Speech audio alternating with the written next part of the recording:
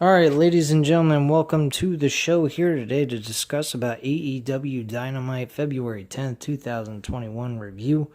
The show was all right. The main event was awesome. Back-to-back weeks with great main events. The overall show, though, really needs some work. I actually did notice a article about Eric Bischoff saying that AEW is flatlined in the sense of creating any buzz. And I have to agree with the comment, not 100%, but to a certain extent, he is correct on that. AEW, I even mentioned this last week, I believe it was last week or the week before that.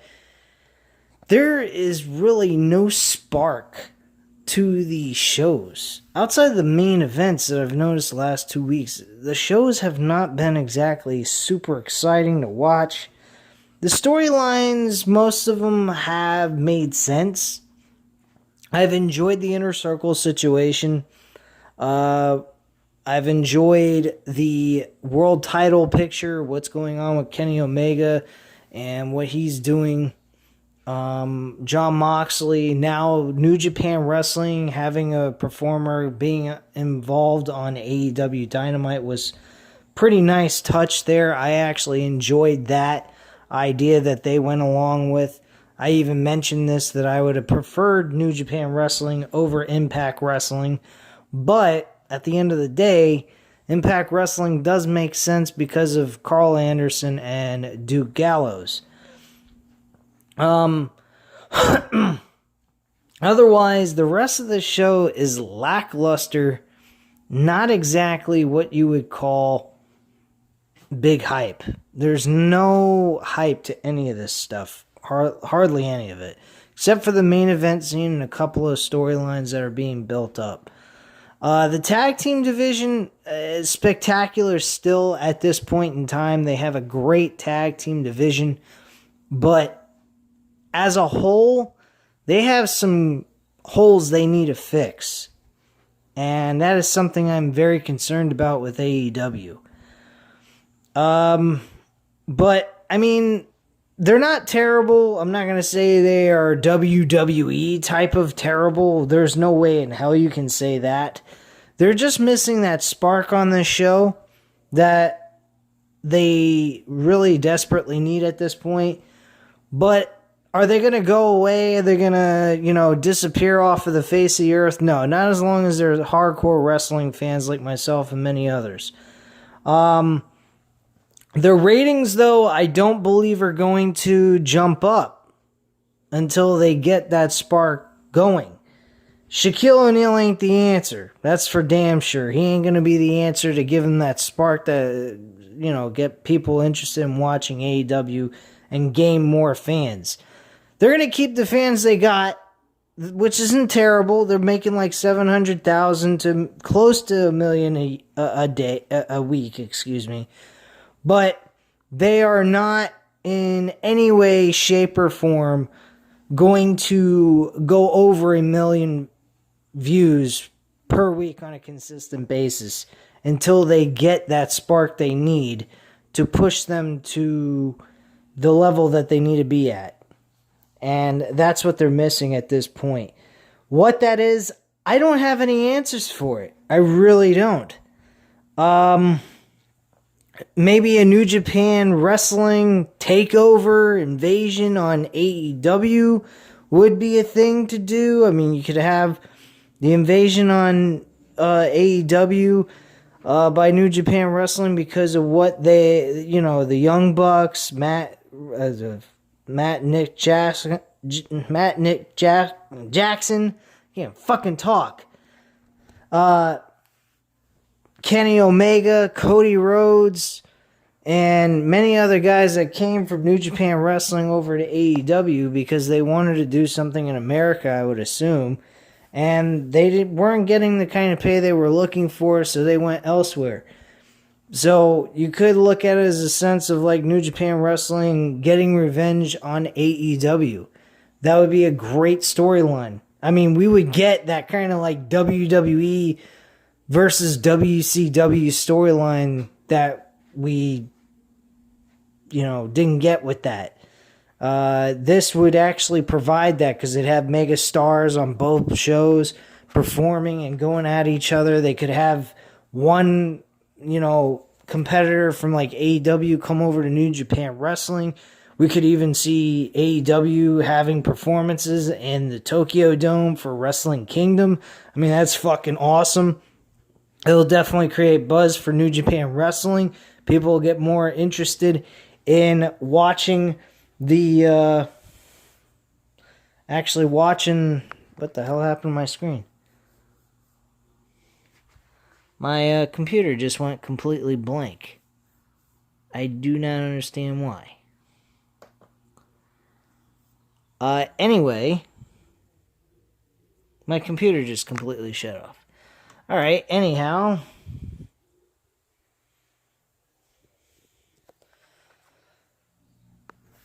So yeah, you could have like AEW and New Japan Wrestling coming on to each other's shows and having an invasion type storyline that would definitely work. Seeing title changes and shit like that. That would be really neat. But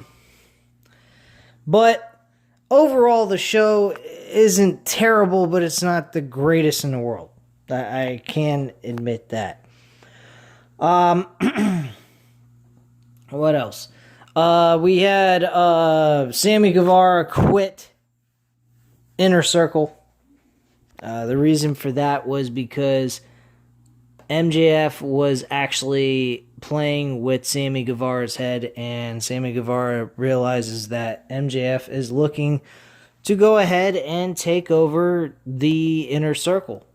And he feels at this point, if that's what he's going to do, he respects Chris Jericho, but he doesn't want to work alongside with MJF anymore. And because MJF was acting like a prick and pissing him off, he quit. And he walked through the Faces entrance tunnel instead of the heel entrance tunnel, which I thought was a nice touch to what AEW did there. Going into the very first match of the show, we had Darby Allin defend the TNT Championship against Joey Janela. This matchup was okay. There was something missing here. We were supposed to be expecting Taz and the rest of his goons to come out during Darby Allin's match and have Sting alongside with him, and there was nobody there. That is a major misconsistency. Let me repeat that. That is a major logic gap there. You state something last week and then you do something completely different this week. Though they did touch on it later in the show where Taz and his goons actually put Darby Allin inside a fucking body bag, tie him up, and tied his feet to the bumper of their truck, and they drove off with him while he's inside the body bag and he's rubbing up against the concrete.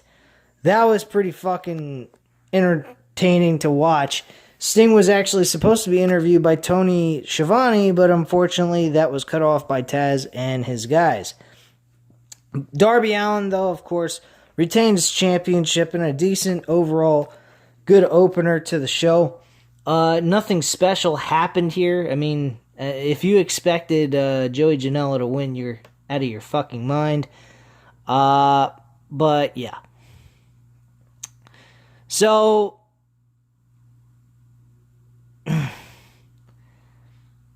we had a backstage confrontation between Sammy Guevara and fucking Sammy Guevara and MJF, which I already explained. He believed that he was trying to go ahead and take over the Inner Circle. And MJF says, no, I think you're trying to take over the Inner Circle. And he goes, yeah, okay, I'm trying to take over the Inner Circle and kick Jericho out of the loop.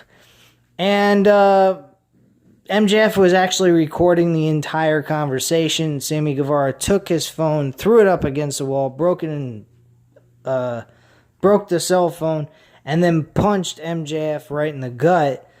And then he was wrapped up in tape. His stomach was taped up as if he broke his ribs or some shit, which seemed really fucking weird. Then we had Cody Rhodes and Lee Johnson going up against Peter Avalon and Cesar Bononi. This matchup was nothing. Lee Johnson actually did a roll-up pin to Avalon and got the 1-2-3. Overall, the action wasn't all that spectacular. Nothing you would have been missing here. The next thing on the next segment on this show was a backstage interview to the Young Bucks. They talked with Dash about Chris Jericho and MJF winning a title opportunity. The brothers are asked about not lasting too long in the last week's tag battle royal. And Young Bucks say, well, let's ask the Good Brothers about that.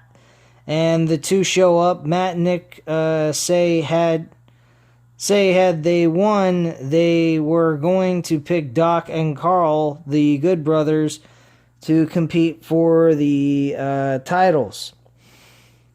Good Brothers say it wasn't like they were trying to take them out. Ultimately, Inner Circle eliminated them. Matt is fired up and says, how about next week the titles will be up for grabs against Santana and Ortiz, which they also mentioned during that segment that Santana and Ortiz eliminated one of them, and then MJF and Chris Jericho eliminated the other. Then we get a segment backstage with Dash interviewing Hangman Page about if he's going to team up with Matt Hardy. Page goes to say no, but Hardy says they are special together and Page should at least let him take Page out for some drinks. Hardy says it'll be on him. Page says okay. He goes to get the phone and bumps into the Dark Order. There's an awkward conversation between the two, with Page saying he's going to the bar with Hardy, and he walks through the group to get his phone. And that's basically that. Later on, we see that Hangman Page is getting really plastered. He drinks while Matt Hardy did nothing. Matt Hardy convinces him to sign a contract while he's intoxicated, which is something you should never do, folks. If you're going ahead and doing anything drunk, do not go ahead, sign, gamble, or do anything like that at all. Always have a clearer conscience and the ability to make good judgment calls. My opinion is when I get drunk, I do it at home. I don't do it outside in public, so I have to drive home and take a chance of going through my windshield. I think that is a really stupid idea and a dumb mentality to have if you are a person that likes to go out and drink. If you like to go out and drink a couple, leaving yourself with enough capability of being able to function behind the wheel of the car. Anyway, that is your announcement of responsibility when drinking and driving. But you should never drink and drive. That's very stupid anyway, because it really fucks up your ability to time things correctly and function the right way. Anyway, Pac versus Ryan Nemeth, Dolph Ziggler's brother. This match was nothing special. Pac wins the match by a Black Arrow and then delivering a submission hold, which is the brutalizer on Nemeth to make him tap out. At one point, the referee couldn't even see him tapping out, and he had to nod his head yes, stating that he is actually tapping out, and he gives up. This match was alright. I mean, it was nothing special, but this felt like we were watching enhancement talent losing to big-name wrestlers in some of these matches. At least in the first hour, it felt like that. We had a really lame fucking thing about the whole situation that happened during the wedding. That was nothing special. Orange Cassidy and Chuck Taylor seem like they're going to be in a storyline tag team matchup at some point, maybe leading towards the pre-show of the Revolution pay-per-view. I'm not sure if that's the case or not, but it's nothing to go crazy over. Jericho and MJF went up against the Acclaimed. This match was actually good. I liked this matchup. It was a good tag team matchup. Acclaimed looked good in this match. They almost won by cheating, while Chris Jericho and MJF were doing the exact same thing. Two heels going at it. I love that kind of stuff. I love when two heels go at it and do each other dirty. I think that shit is fun and entertaining as hell. Some people don't like it because they think they don't know who to root for. Like, who gives a shit? You want to see two guys beat the living shit out of each other and do dirty tactics to one another? That's fucking cool shit to watch. And them being able to do it in unique ways is a cool thing to see. That's the one thing I think people enjoyed about Eddie Guerrero, is because he always had a unique way of cheating and stealing a match from someone than anyone else could do. That's why he became a face and why people loved him for who he was because he could cheat and also make it look cool and funny as hell at the same time. This matchup was, like I said, was a very good match. I didn't have any problems with it. It was a decent televised tag team matchup between these two guys. And I do see the Acclaim eventually winning the tag team titles sometime this year. I would not put that over AEW to do that. I think AEW would definitely pursue that idea. They're young talent. I would definitely do it if I was Tony Khan anyway, because these two guys, I don't like the rap gimmick, but I do like their in-ring tag team wrestling skills, and they're very good at what they do. So I definitely would go with gambling with them and seeing how they do as tag team champions. Possibly even making them beat the Young Bucks for the tag titles. I think that would be a very cool idea. I don't think anybody would expect it either. But that's just my opinion on that. Another dream match that I would love to see that's never been done before is one of these three tag teams actually being the tag team champions and being in a triple threat tag team matchup would be the Acclaim, Top Flight, and Private Party. I think those three tag teams would be outstanding against each other in a triple threat tag team matchup. Definitely well worth a pay-per-view buy for just that match alone, as well as probably whatever else you would put on the card. But yeah, that's one match I hope they do someday in AEW. I already mentioned Sammy Guevara got involved in this match. By the way, Chris Jericho picked up the victory for his team with a Judas effect and got the 1-2-3. But Sammy Guevara, like I said, quit because of what MJF did backstage earlier on in the show. They had a segment with Matt Hardy having Hangman Page sign a contract by having his services and so forth.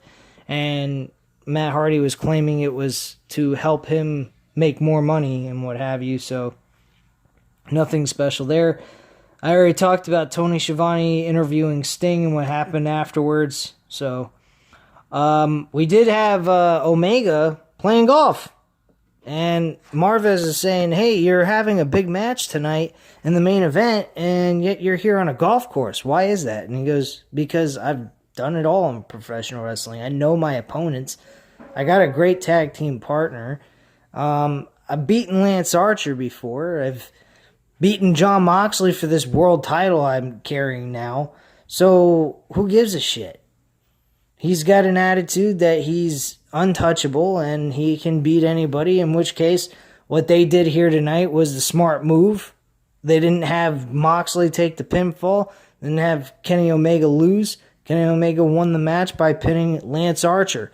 Unfortunately, Lance Archer is the son of a bitch that had to take the pinfall in this whole situation. Lance Archer is somebody I'm interested in seeing being pushed to a higher level, but with the circumstances of this matchup, it had to be that way. You can't have Kenny Omega lose.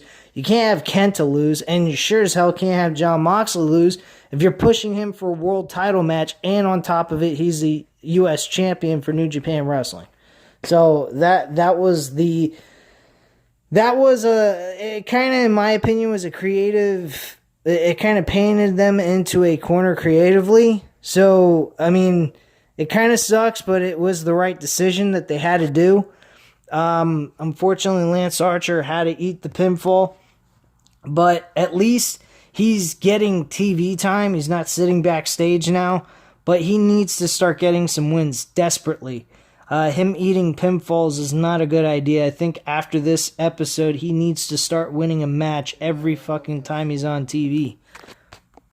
After this episode with a loss would definitely be bad to his name brand as when it comes to pushing him in any kind of title picture, like TNT Championship or the World Championship anyway. At this point, I would have him focus more on the TNT Championship than the World title, because World title picture right now is completely out of his hands. He's nowhere close to that.